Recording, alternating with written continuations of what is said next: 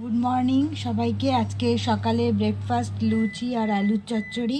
আলু কেটে নিয়েছি, ময়দাটা মাখবো, একটার পর একটা করছি। দেখো ময়দা মাখা শুরু করে দিয়েছি, আর ওদিকে আলুর তরকারিটা বসে গেছে।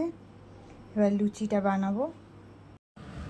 দেখো লুচি করা স্টার্ট করে দিয়েছি, ফুলকো ফুলকো লুচি হচ্ছে আর আলুর তরকারি। এই হচ্ছে আজকে সকালের ব্রেকফাস্ট। দেখো কত বাঙালিদের প্রিয় খাবার হচ্ছে লুচি, আলুর দম বা আলুর চচ্চড়ি। আজকে হচ্ছে আলুর চচ্চড়ি, তো এইখানে আমি বানাচ্ছি।